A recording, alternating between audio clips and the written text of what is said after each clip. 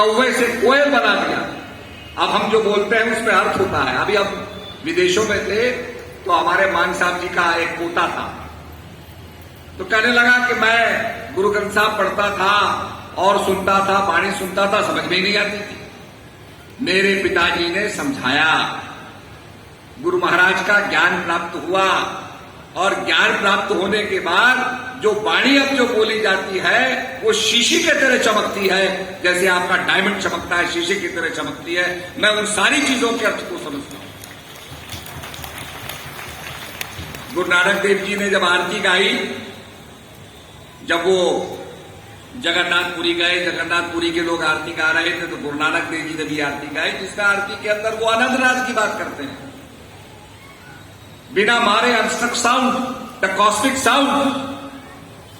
आज लोग cosmic sound को समझते ही नहीं, जिसके लिए कहा बिना बजाए निश्चित बाजे, घंटा संग नगारी रे, बहरा सुन सुन मस्त होता है, तन की खबर सुधारी।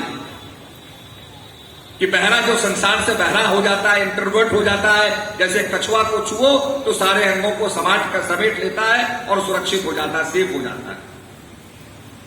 ऐसे ही अंतर्मुखी होना, इंद्रियों को अंतर्मुखी कर लेना। तो भक्ति के अंदर परसिस्टेंट होना। आपने कथा सुनी होगी, एक कछुआ था, वो दौड़ रहा था, चल रहा था। खरगोश था, खरगोश को भी दौड़ना था। खरगोश उछला, उसने कहा ये तो बहुत देर लग जाएगी कछुए को। उसने कहा मैं आराम कर लेता हूं। आराम करने बैठा तो नींद आ गई तो देखा, आंख खोली तो कछुआ पहुंच गया। तो कछुआ जो है, कछुए की जो परसिस्टेंट है, करत करत अभ्यास से जड़मत होत सुजान, रस्सी आवत जात पर सिर पर पड़त निशान। तो हमारे अंदर वो भावना होनी चाहिए कि हम अभ्यास करें, अभ्यास और वैराग्य से ये मन वश में होगा। तो इसीलिए गुरु महाराज का आशीर्वाद लेके, गुरु महाराज का दर्शन करके गुरु पूजा को हम मनाएं। गुरु महाराज का आशीर्वाद लेकर के उस मार्ग पर चलें, तन्मयता से चलें, निश्चयात्मक बुद्धि से चलें, द्वंद्वात्मक बुद्धि से नहीं, दुविधा से नहीं।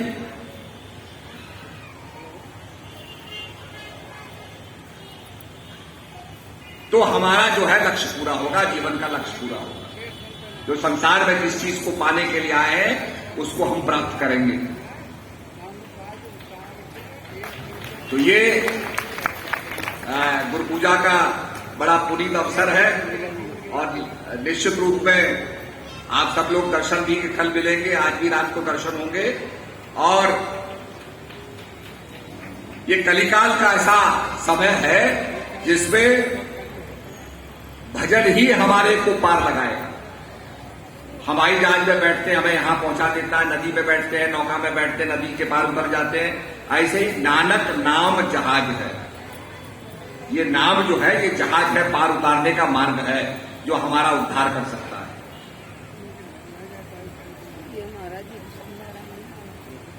इसलिए भजन अभ्यास करें, अपने जीवन को ज्ञान के रास्ते पर चलाएं, तभी हमारा जीवन सफल होगा। आपने देखा होगा जब लैब के अंदर दवाइयां बनाई जाती हैं, बड़ी सेंसिटिव होती हैं, क्योंकि उनको अगर फूड पे प्रभावित करना होता है तो अल्ट्रावायलेट के नीचे काम किया जाता है, क्योंकि उसके अंदर कोई कीटाणु ना हो। ऐसे ही संसार के अंदर कीटाणु है, तो जो दिव्य रोशनी है, दिव्य प्रकाश है, वो अल्ट्रावायलेट की तरह है। और इसीलिए कहा राम भक्ति चिंतामणि सुंदर, बसे करो जाके उरंदर, परम प्रकाश रूप दिन राती, नहीं चाहिए कुछ दिया कृतवाती। जब भगवान राम अपनी मां के पास पहुंचे तो मां ने कहा बेटा तुमने रावण को मार दिया। तो प्रभु राम ने कहा मां मैंने रावण को नहीं मारा, रावण के अहंकार ने रावण को मारा। डूबन को अभिमान,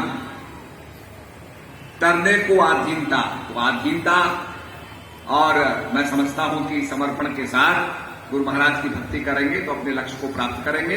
इन्हीं शब्दों के साथ सबको बहुत बहुत मेरा दुआ आशीर्वाद। हरिओम।